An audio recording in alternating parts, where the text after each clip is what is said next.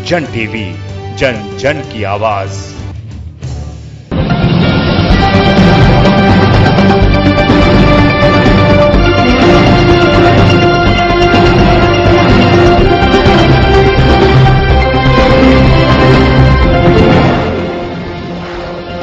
Campus हलचल में आपका स्वागत है और अब तस्वीर आपको दिखाएंगे राजस्थान यूनिवर्सिटी के छात्र संघ चुनाव की। यूँ तो राजस्थान यूनिवर्सिटी सभी की नजरों में रहती है, लेकिन यहाँ का मुकाबला काफी रोचक होता है। राजस्थान यूनिवर्सिटी का अध्यक्ष यूँ कहें कि उसका भविष्य भी कहीं ना कहीं उज्जवल होता है। एक तस्वीर पहले कैंपस की आपको दिखाएंगे। कैंपस की इस तस्वीर में देखिए, पैनल यहाँ पर पहुंचे हैं और पदाधिकारी भी यहाँ पर पहुंचे हुए हैं, प्रचार कर रहे हैं। राजस्थान यूनिवर्सिटी के इन चुनाव में एक प्रकार का ये तक कहा जाता है कि सरकार और बड़ी पार्टियों का हस्तक्षेप होता है। एनयूसीआई के प्रभारी बनकर आ पाए हैं। राजस्थान यूनिवर्सिटी का चुनाव बड़ा चुनाव होता है। गौरव जी, क्या लगा आपको इस चुनाव के अनुभव से और किस तरह का समीकरण आपने बनाया? इस चुनाव में हर जगह का, मैंने दिल्ली यूनिवर्सिटी का चुनाव लड़ा है, कई और जगह का, कई और पंजाब यूनिवर्सिटी का भी चुनाव देखा, तो हर जगह को आपको हर जगह कुछ ना कुछ माहौल अलग रहता है, कुछ ना कुछ अलग चीजें, अलग मुद्दे रहते हैं। पर छात्रों की जो मेन डिमांड वो वही है जो पिछले 5 साल में राजस्थान में जो शिक्षा के जो हमारी स्कॉलरशिप बंद करी गई थी, ऐसा यूं था कि भाई जहाँ पे जिस प्रकार की सरकार रहती है उस टाइप के मुद्दे रहते हैं। तो जो पिछली सरकारों ने जो गलतियां करी, जैसे पिछले बार बीजेपी की यहाँ पे सरकार थी राजस्थान में, उन्होंने जो हमारी स्कॉलरशिप होती थी कई सारी स्कॉलरशिप वो बंद करी थी। तो वही शिक्षा के मुद्दे जो भी पिछले 5 साल में डेवलपमेंट होना चाहिए था उन्होंने नहीं कराया, तो वही सब हमारे मुद्दे स्टूडेंट्स के। ये तो कैंपस के मुद्दे हो गए। संगठन से आप जुड़े हुए हैं, अक्सर ये होता है कि कैंडिडेट खड़ा होता है, एक कैंडिडेट को आपको टिकट देते हैं, लेकिन 2 से 3 बागी भी होते हैं। संगठन को बागी कहता है, लेकिन जो बागी होते हैं वो ये भी कहते हैं कि संगठन ने बगावत की है क्योंकि मैंने 5 साल तैयारी की लेकिन मुझे टिकट नहीं दिया। देखो, हर कोई हम टिकट सिर्फ 4 लोगों को दे सकते हैं। तैयारी हमारे पास ज्यादा लोग कर रहे होते हैं। हमने पहले से भी तैयारी किया था कि भाई 1 हफ्ता पहले ही हमने कुछ लोगों को छाड़ दिया कि भाई जो पहले ज्यादा मजबूत होंगे, हमने पहले से ही शॉर्ट लिस्टिंग करते ही हार दे।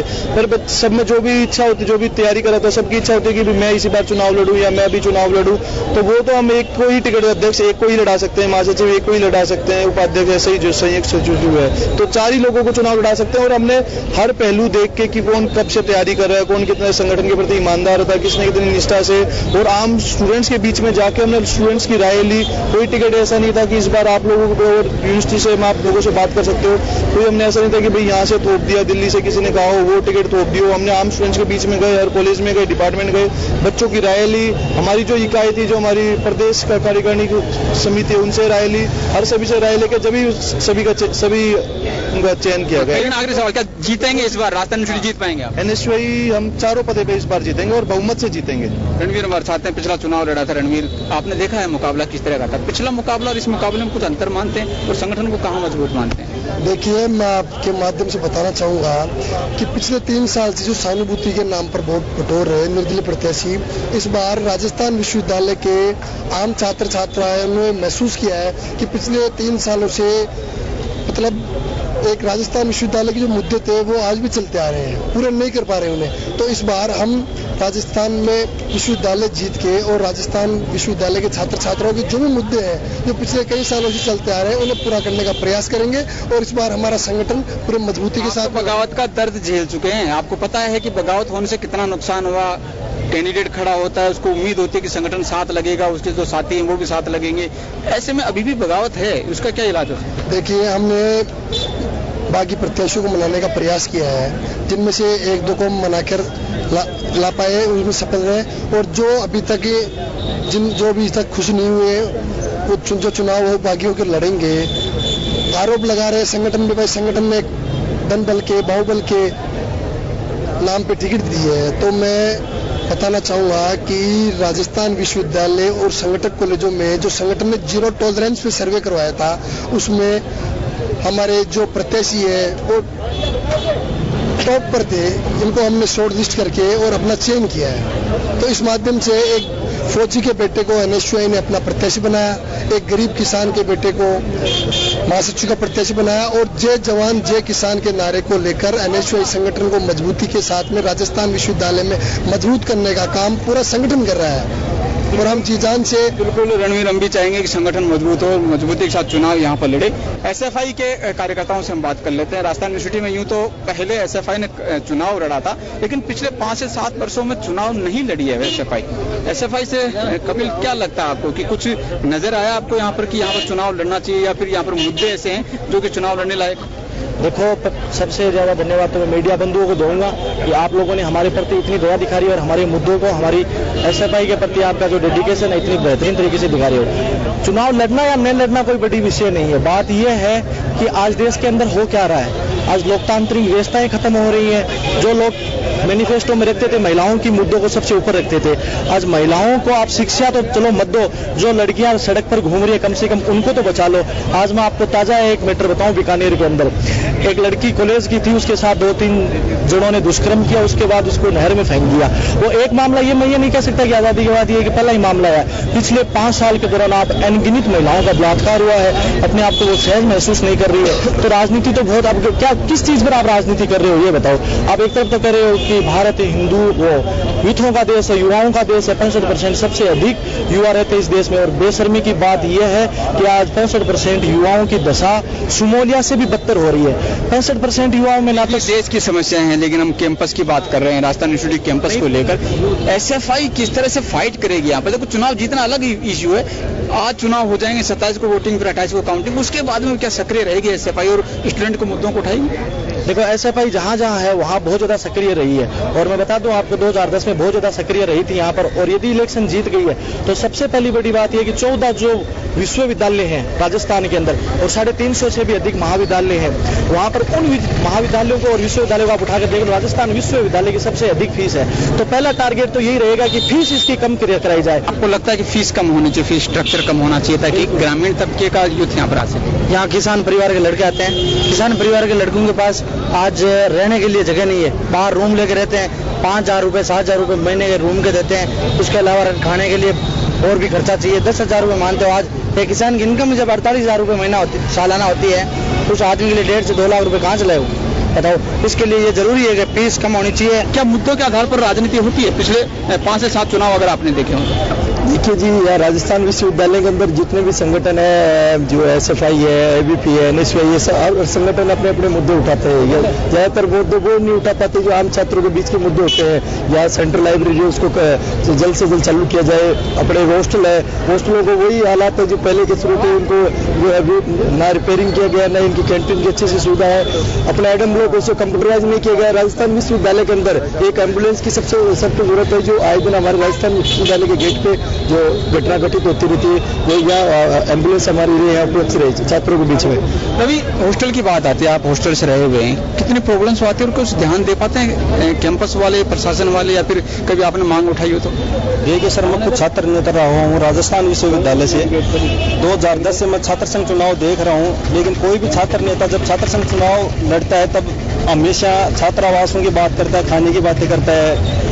लेकिन छात्र संघ अध्यक्ष बनने के बाद ना तो वो छात्रावासों में जाता है, ना उन छात्रावासों की कभी भी कोई समस्या होती है उसका समाधान करता है। वो अंतर्राष्ट्रीय लेवल की राजनीति करने लग जाता है, विश्वविद्यालय में कभी भी टाइम नहीं देता है। इसलिए हमने इस दोनों संगठनों को देखते हुए हमारा भाई राजेश चौधरी को इस बार हमने मैदान में उतारा है। आपने तो घोषणा पत्र भी जारी कर दिया। अक्सर यूं तो देखा जाए तो हर बार घोषणा पत्र जारी होते हैं, लेकिन 50% से बहुत शायद वो घोषणा पत्र में वही बातें शामिल होती है जो पिछली है। इस बार क्या कुछ प्रमुख मुद्दे आपने उस घोषणा पत्र में उठाए? घोषणा पत्र में सबसे बड़ी बात है कि विज्ञान संकाय में यहाँ पर 12-12, 13-13 केमिस्ट्री, फिजिक्स और जियोलॉजी, बॉटनी में 12-12, 13-13 सीटें रहती हैं। हमने कहा 50% से अबव सीटें बढ़ाओ, यहाँ कम से कम 50, 60, 60 सीटें होनी चाहिए। उसके अलावा हम लोगों की प्रमुख मांग है कि यहाँ हॉस्टल बने, यहाँ 5 ईयर के लिए हॉस्टल बने, यहाँ पर इंफ्रास्ट्रक्चर हॉस्टलों का डेवलपमेंट हो। उसके अलावा यहाँ बहुत सारी ऐसी मांगे हैं जिनको लेकर विद्यार्थी परिषद के कार्यकर्ताओं ने संघर्ष किया है। और लगातार पिछली बार हमारा एक ही मात्र उद्देश्य था कि हम 365 दिन हम लोगों ने काम किया, क्योंकि छात्र हितों में हम लोग काम करना चाहते थे। और वो कार्य हम लोग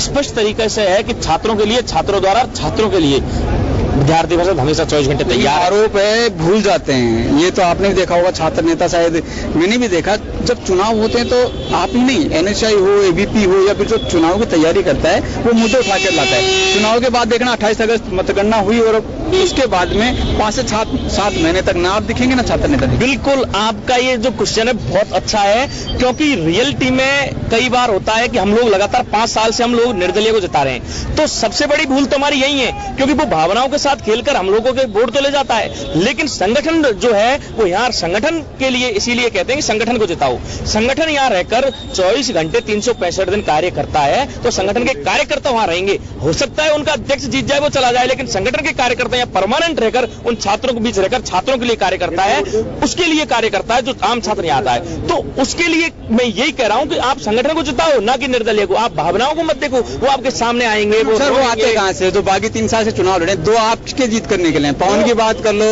या फिर उससे पहले बात कर लो, इस बार एनएसआई का बागी जीता है और फिर आपको शामिल भी कर लेते हैं। चुनाव लड़ा, बगावत करके अलग अलग हो जाते हो, लेकिन चुनाव जीतते ही अगर आपके संगठन से जीता हुआ है तो उसको आप पार्टी में शामिल कर लेते हैं। देखो, चुनाव जीतना और चुनाव हारना एक अलग विषय है। ये लड़ाई है विचारधारा की, ये लड़ाई है विचारधारा की। हम विरोध करते हैं 370-35 को जिन लोगों ने विरोध किया उन लोगों के खिलाफ हैं। हम जो लोग महाराणा प्रताप को सिलेबस में हटाने को लेकर काम करते हैं हम उन लोगों के खिलाफ हैं। वीर सावरकर के मूर्ति तोड़ने वालों के हम लोग खिलाफ हैं। ऐसे लोग जो महापुरुषों को सम्मान नहीं कर सकते हम उन लोगों के खिलाफ रहेंगे। संगठन जो बागी हो रहे हैं उनके खिलाफ हैं।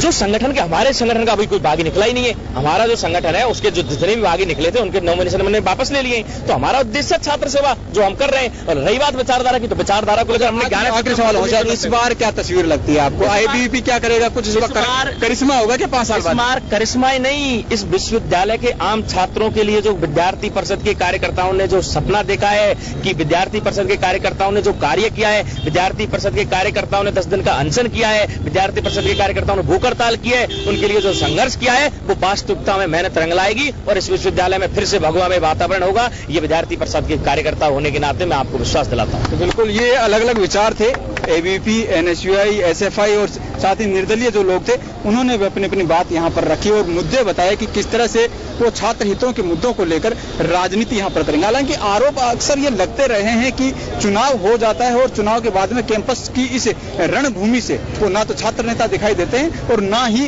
वो चुनाव लड़ने वाले संगठन यहाँ पर सक्रिय रूप से दिखाई देते हैं। लेकिन इस बार क्या कुछ तस्वीर होगी ये देखने वाली बात होगी। मुकाबला पिछले मुकाबलों की तरह ही है, मुकाबला रोचक जरूर है। अगले 2 दिन में किस तरह का चुनाव बैठता है, क्योंकि एबीवीपी से अमित बड़बड़वाल 10 पद पर हैं और एनएसयूआई से बात यहाँ पर की जाए तो उत्तम चौधरी इस मुकाबले में आमने सामने का मुकाबला है। लेकिन इसमें अगर गणित यहाँ पर देखा जाए, पूजा वर्मा एनएसआई से बागी है, समीकरण कहीं ना कहीं एनएसआई के यहाँ पर बिगाड़ती हुई दिख रही है, लेकिन नितिन शर्मा भी एबीवीपी को कहीं ना कहीं चोट पहुंचा रहे हैं। तो ऐसे में समीकरण किधर बैठेगा, किस तरह की इस पूरी प्लानिंग के अंदर, इस चुनावी रण के अंदर जीत की भूमिका किसकी होगी? क्या ग्राउंड पर जो स्टूडेंट रहता है वो यहाँ पर जीत कर निकलता है या फिर अब जो समीकरण यहाँ पर बनाएगा उन लोगों के खाते में जीत यहाँ पर जाएगी? तो पूरी तरह से हमने चर्चा यहाँ पर की, बात यहाँ पर की और विचार भी लेने की कोशिश की कि किस तरह से जो बागी नेता हैं, बागी जो छात्र नेता हैं, संगठन बागी होता है या छात्र नेता बागी होता है, उनके क्या कुछ इश्यूज है। कैंपस हलचल में फिलहाल इतना ही। हम लेते हैं फिलहाल एक ब्रेक और ब्रेक के बाद जाइएगा नहीं, क्योंकि ब्रेक के बाद हम आपको दिखाएंगे जो पैनल हैं एबीवीपी और एनएसआई के, राजस्थान यूनिवर्सिटी के, उन पैनल्स का क्या कुछ कहना है, क्या कुछ वादे उन लोगों के हैं और उन वादों में वो कितना कुछ स्टूडेंट्स कैंपस की रणनीति यहाँ पर बता रहे हैं।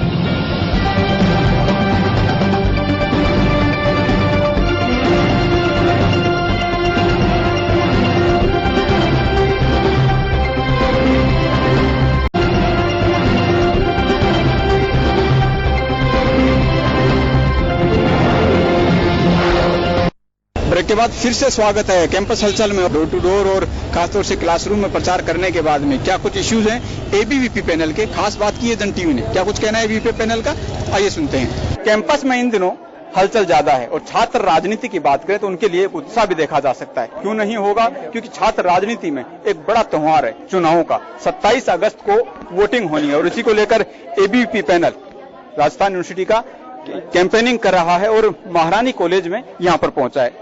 अमित, आपके ऊपर संगठन ने विश्वास जताया है, हालांकि काफी संघर्ष आपने किया, लेकिन फिर भी देखा गया कि टिकट की इस कसमकस के अंदर आपको कई बार लगा कि हम पीछे हैं, फिर कई बार लगा आगे हैं, लेकिन फिर भी संगठन ने विश्वास जताया। तो किस तरह से इसको जीत के मान्यता ले जाएंगे? देखिए, आगे पीछे की जो आपने बात करी इसको मैं सिरे से नकारता हूं। मुझे मेरे और मेरी टीम पे इतना विश्वास था कि मुझे संपूर्ण और संगठन पे इतना भरोसा था कि वो मुझे मतलब कि इस बार का जो कैंडिडेट उनको चुनना था वो मेरे को मेरी मेहनत देख के आज से कई दिनों पूर्व में ही चुन चुके थे, तो ये चीज तो सोचनी ही नहीं है।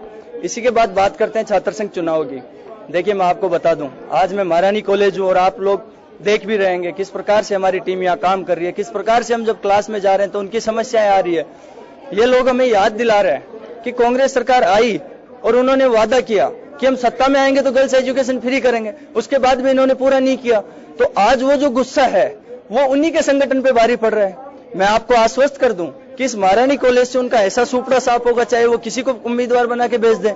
जब उन्होंने झूठे वादे खोखले वादे करे उन पे वो पूरे नहीं उतर पाए, तो कब तक स्टूडेंटों को और उनके पेरेंट्स को बेवकूफ बनाते रहे। अभी के मुद्दे क्या हैं स्टूडेंट्स के लिए, खास तौर से क्या करेंगे आप स्टूडेंट्स के लिए?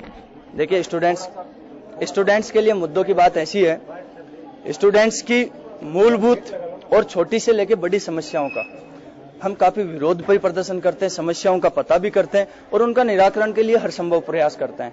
लेकिन कहीं ना कहीं देखने को मिलता है कि 100% सफलता हम नहीं प्राप्त कर पाते। उसका मैं जो मानता हूं उसका एक ही रीजन है कि किसी भी छात्र का सिंडिकेट में प्रतिनिधित्व नहीं होना। उस सिंडिकेट में अगर प्रतिनिधित्व छात्रों का हुआ तो मैं आपको आश्वस्त कर दूं कि कोई भी समस्याओं का समाधान कराने में हम पीछे नहीं उठेंगे। तो सबसे पहला मुद्दा हमारा ये रहेगा कि जैसे ही छात्र संघ चुनाव हम जीते, अध्यक्ष बने, तो उस अध्यक्ष की कुर्सी को छोड़कर जो भी सिंडिकेट की मीटिंग चलेगी उस कुर्सी में हम कैसे हमारा कब्जा करें, चाहे वो हमें लड़के लेनी पड़े, चाहे वह उनको समझदारी से उनका डिसीजन बदलना पड़े, लेकिन सिंडिकेट में प्रतिनिधित्व लेंगे। अमित निश्चय का प्रत्याशी अध्यक्ष का सामने है, उसको कहाँ मानते हैं आप? देखिए मैं उसको कहीं नहीं मानता। वो इसलिए नहीं मानता, मैंने आपको पहले भी रीजन बताए। काफी मामले ऐसे भी चल रहे हैं जो आपसे छुपे नहीं है। तो इस राजस्थान विश्वविद्यालय का ऐसा दुर्भाग्य नहीं है कि स्टूडेंट ऐसे स्टूडेंटों को स्वीकार करेंगे या ऐसी पार्टी के कोई कार्यकर्ताओं को स्वीकार करेंगे जिनका खुद का कोई स्टैंड नहीं है। वो आगे जाके इनका भविष्य कैसे खराब कर सकते हैं। ये स्टूडेंट, आज का स्टूडेंट बहुत समझदार है, वो अपने फैसले बहुत अच्छे से लेगा। अरुण शर्मा से बात करते हैं। अरुण, चुनावी मुहिम में हालांकि हथकंडे कई अपनाए जाते हैं, लेकिन आपकी जो सॉलिड जो चीज है स्टूडेंट्स के बीच में जाने की क्या रहेगी? एक्चुअली में मैं शुरू से ही मेरा जो प्रयास था वो ये रहा है कि मैं अंतिम स्टूडेंट तक जुड़ूं, क्योंकि कई बार हम देखते हैं कि यहाँ जो महारानी कॉलेज है, चाहे जितने भी संगठक कॉलेज हैं, इनमें कई प्रतिभाएं रहती है स्टूडेंट्स में, बट उन प्रतिभाओं को निकालने के लिए एक प्लेटफॉर्म की आवश्यकता रहती है। तो इसलिए मैंने कई कैंपेनिंग, जैसे कभी पेड़ पौधे लगाए हैं, कभी गर्ल्स सेल्फ डिफेंस के कार्यक्रम ऑर्गेनाइज किए हैं, कभी विचार गोष्ठियों के माध्यम से स्टूडेंटों के बीच में बना रहा हूं कि स्टूडेंट मुझे पहचाने और मैं हर संभव प्रयास मदद उनके लिए कर सकूं। दीपक कुमार, चुनावी राजनीति में और छात्र राजनीति की पहली सीढ़ी मानी जाती है, आप अपने आप को कहां स्टैंड करते हैं और एबीपी का पैनल के साथ में क्या लगता है आपको, पैनल पूरा निकल पाएगा? सर पैनल पूरा निकलेगा, क्योंकि मैं पिछले 3 सालों से कैंपस के अंदर रह रहा हूं और मैंने देखा कि एबीपी एक ऐसी पार्टी है जो प्रत्येक छात्र से जुड़ी हुई है और प्रत्येक छात्र के हर दुख दर्द में शामिल होती है। मैं इसलिए पूरा पैनल, मैं आपसे ये वादा करता हूं कि पूरा पैनल एबीपी का निकलेगा अब की बार। संयुक्त सचिव पद पर किरण मीणा को दिया गया है। छात्र सुरक्षा हो या छात्राओं के मुद्दे हो, आपको ज्यादा उठाने पड़ेंगे क्योंकि आपके पैनल में 3 स्टूडेंट जो है वो छात्र हैं। तो ऐसे में क्या लगता है आपको, मुद्दे कुछ हैं ऐसे महारानी कॉलेज के हों या फिर पूरे कैंपस के बारे? हाँ है, हमारे जो महारानी कॉलेज की जो टॉयलेट्स वगैरह वो इतनी गंदगी रहती है वहाँ पर, एक वो बहुत बड़ा मुद्दा है। वहाँ पर हमेशा कुछ ना कुछ गंदगी रहती है, दरवाजे टूटे हुए हैं, मतलब दरवाजे लगे हुए ही नहीं है कोई कहीं में। तो मैं उनको ज्यादा सुरक्षित रखूंगी, क्योंकि वही सबसे ज्यादा है, गर्ल्स को ज्यादा उनकी जरूरत पड़ती है, तो उनको मैं मोटिवेशन करूंगी। और एबीपी ने मुझे मौका दिया है तो मैं इस मौके पर खरी उतरूंगी और सबको एक मोटिवेशन दूंगी, बस यही कहना। तो बिल्कुल किरण थी, लेकिन हम बात कर लेते राजपाल चौधरी से। पिछला चुनाव लड़ा था, हालांकि हार गए, लेकिन फिर भी काफी सक्रिय कैंपस में रहे थे। राजपाल, क्या लगता है पिछले मुद्दे इस बार कुछ मुद्दे अलग होंगे, क्योंकि पिछली बार चुनाव आप लड़े थे? देखिए, जिस प्रकार मैंने पिछली बार चुनाव लड़ा था, हमने 31 मांगों को लेकर राजस्थान विश्वविद्यालय में चुनाव लड़ा था। उन मांगों को हमने राजस्थान विश्वविद्यालय में साल भर काम किया है, मैंने सक्रिय रह के काम किया है। उसी प्रकार इस बार जो मांगे रखी है, उन मांगों के आधार पर ये हम आगे काम करेंगे। राजपाल चौधरी, छात्र संघ प्रत्याशी 2000। बिल्कुल, राजपाल ने जिस तरह से बताया कि अब सक्रिय भी हैं और सक्रिय रहकर इस चुनावी मुहिम में पूरे पैनल को जिताने की यहाँ पर कवायद की जाएगी। हालांकि 27 अगस्त को वोटिंग और 28 अगस्त को देखना होगा कि आखिरकार जीत किसके मुहाने पर यहाँ पर रहती है, किसके सेहरा जीत का बन देगा, ये 28 अगस्त ही तय करेगी। कैमरामैन गिरिजा चौधरी के साथ अनिल सेन, जन टीवी जयपुर। तो ये दावे और वादे थे एबीवीपी पैनल के, लेकिन एनएसयूआई भी पीछे नहीं है। एनएसयूआई ने भी कैंपस की रणनीति को मुद्दा बनाने की बात कही है, ना कि राष्ट्र इश्यू को कैंपस की राजनीति में लाने की। राजस्थान यूनिवर्सिटी में कैंपेनिंग के दौरान एनएसयूआई से पैनल से जन टीवी ने खास बात करते हुए जाना है कि आखिरकार क्या कुछ स्टूडेंट्स के लिए वो लेकर आने वाले हैं और घोषणा पत्र में क्या कुछ उनकी मंशा है। क्या कहना है एनएसयूआई के इस पैनल का, जन टीवी ने की खास बातचीत। प्रदेश में छात्र संघ चुनाव का माहौल चल रहा है और राजस्थान यूनिवर्सिटी वो यूनिवर्सिटी जहां पर सभी की निगाहें भी रहती हैं। खासतौर से राजस्थान यूनिवर्सिटी का अध्यक्ष कौन होगा, इसकी चर्चाएं पूरे देश में भी रहती हैं। पैनल घोषित हो चुका है और एनएसयूआई का पैनल इस वक्त हमारे साथ में है। उत्तम, आपको एनएसयूआई ने अध्यक्ष पद के लिए टिकट दिया है, हालांकि इससे पहले काफी कसमकस रही और इस दौड़ के अंदर 3 से 4 प्रत्याशी भी इस दौड़ में थे, लेकिन संगठन ने आपके ऊपर विश्वास जताया है। इस विश्वास को जीत में कैसे परिणित करेंगे आप? देखो सर, मैं पिछले 7 साल से एनएसयूआई के लिए काम कर रहा हूँ। पिछली बार भी मैंने दावेदारी की थी, मेरी टिकट कट गई थी, फिर भी मैं संगठन के साथ रहा और 1 साल तक और काम करता रहा। पर संगठन में सर्वे करवाया राजस्थान विश्वविद्यालय में कि आपके बीच कौन रहा है। सबका अच्छा रिस्पॉन्स था, बच्चों का सबके लिए अच्छा था, लेकिन मेरा सर्वश्रेष्ठ है मेरे लिए। तो सबने बताया कि उत्तम ठीक है, बढ़िया काम कर रहा है, तो संगठन ने इसलिए मेरे को चुना है और मैं आगे ही छात्रों के बीच इसी तरह से काम करता रहूंगा। कैंपस का चुनाव है उत्तम, ये कैंपस के स्टूडेंट्स के लिए खासतौर से क्लास नहीं लगती तो उनकी शिकायत कैसे दूर करेंगे। अगर कोई स्टूडेंट्स की प्रॉब्लम आती है, अगर जीत जाते हैं आप, तो क्या कार्यालय में उनके लिए कुछ सुविधाएं ऐसी डेवलप करेंगे ताकि आप सीधे उन स्टूडेंट से जुड़ पाए? मैं एक सूचना पेटिका लगवाऊंगा जिसमें किसी भी छात्र का नाम शिकायत करने वाले का ओपन नहीं किया जाएगा और तुरंत उसमें 24 घंटे में कार्रवाई करने के लिए प्रशासन पर दबाव बनाया जाएगा। एक सूचना पेटिका लगाई जाएगी। क्या लगता है आपको, जिस तरह का समीकरण रोज बदल रहे हैं, चुनाव से टिकट देने से पहले अलग समीकरण थे कि उनको टिकट दिया जाएगा तो ये होगा, तो टिकट नामांकन भी हो गया है। अब कोई लोग बागी लोग हैं, कुछ आपको समर्थन दे रहे हैं, कुछ एबीवीपी को समर्थन दे रहे हैं, तो इनका समीकरण कुछ बदलेगा? इस तरह का कोई समीकरण आपको लगा? हाँ, उनमें रहेगा जिसने काम किया है। और गजे ओम प्रकाश भाई, इन्होंने बढ़िया काम किया राजस्थान विश्वविद्यालय में, आज ये हमारे साथ आए हैं, एनएसयूआई के परिवार से ही हैं और ये हमारे साथ आए हैं, तो इस चीज का बहुत बड़ा फर्क पड़ेगा। ओम प्रकाश, आपने बगावत करने की मन में सोची थी, लेकिन ऐसी क्या वजह रही? क्या संगठन का दबाव था या आपका एक विचार था कि मैं संगठन के विचारधारा से जुड़ा हुआ हूं तो संगठन के साथ लगा रहा हूं? मैं पिछले 7 साल से इस संगठन में कार्य कर रहा हूं और इस संगठन नहीं, ये परिवार है जिसको हमने खून पसीने से सींचा है। एक गुस्से के अंदर आके जब टिकट कटी तो हर आदमी के हो ही जाता है, उस हिसाब से मैंने निर्णय लिया। उसके बाद सभी भाइयों की समझाइश और मेरा सब विवेक का निर्णय है कि मैं इन सबको एनएसयूआई पूरे पैनल को पूरा समर्थन देता हूं और सबसे अपील करता हूं कि एनएसयूआई पैनल को विजयी बनाए। एक महासचिव पद पर महावीर आपको टिकट दी गई है, काफी सक्रिय पहले भी रहे इस दौड़ के अंदर। क्या लगता है आपकी मुद्दों की राजनीति कैंपस में होनी चाहिए और आपके मुद्दे क्या कुछ रहेंगे? सर देखो, मुद्दे तो सबके अलग अलग खूब मुद्दे बताएंगे, लेकिन जो मैं मुख्य मुद्दा लेके चल रहा हूँ वो मैं एक मुद्दा लेके चल रहा हूँ कि राजस्थान विश्वविद्यालय में और राजस्थान विश्वविद्यालय संगठक कॉलेज में ई मित्र कियोस्क की व्यवस्था मैं चुनाव कि जस्ट बाद में मैं वो करवाऊंगा। सबसे पहला मेरा काम वही रहेगा कि जिससे कि ग्रामीण क्षेत्र से आने वाले सभी छात्र छात्रा को किसी प्रकार की समस्या का सामना नहीं करना पड़े, उनकी समस्याओं का समाधान वहीं हो सके। उसके अलावा दूर दराज से जो ग्रामीण क्षेत्र से बालक बालिकाएं निकल कर आते हैं, उनको फॉर्म भरने में दिक्कत आती है, उनको फोटोकॉपी कराने में दिक्कत आती है, उनका किसी कारणवश फॉर्म रह जाता है, तो ऐसी समस्या नहीं हो। इन्हीं समस्याओं के समाधान के लिए मैं एक मित्र कियोस्क की हर संगठन कॉलेज में व्यवस्था कराऊंगा कि वहीं पे ऑनलाइन फॉर्म भरा जा सके, वहीं फॉर्म जमा कराया जा सके और वहीं उसका ज्यादा टाइम खराब न हो, उसी दिन उसका पूरा काम हो जाए। पूरा पैनल एनएसयूआई का जीत कर आए और आगे बढ़त बनाओ, तो इसके लिए आपकी कोई रणनीति की महासचिव पद पर भी आप? बिल्कुल सर, देखो हमारी रणनीति है कि ना तो हम जात के नाम पे वोट मांग रहे हैं, ना किसी और किसी मुद्दे पर वोट मांग रहे हैं, ना कोई 370 के ऊपर वोट मांग रहे हैं जैसे हमारा विपक्ष वाला जो यूपी संगठन है वो वोट मांग रहा है। यानी कैंपस का चुनाव बताओ, कैंपस के मुद्दों पर? बिल्कुल, कैंपस के मुद्दों पर हम वोट मांगेंगे, छात्र छात्राओं की समस्याओं को समाधान के ऊपर वोट मांगेंगे कि कैसे उनकी समस्याओं का समाधान किया जाता है, कैसे उनकी समस्याएं जो आ रही है उनके सामने उनको कैसे हल किया जाता है। हम जैसे हॉस्टलों में जा रहे हैं, कैंपिंग करने जा रहे हैं, हर क्लास में छात्र छात्राएं बता रहे हैं कि भैया हमें ये प्रॉब्लम है, इसका समाधान कैसे होगा, तो हम उन्हें कन्विंस कर रहे हैं, उन्हें बता रहे हैं कि अगर हमारे को आप मौका देते हो तो हम इस समस्या का समाधान इस तरीके से करवा सकते हैं।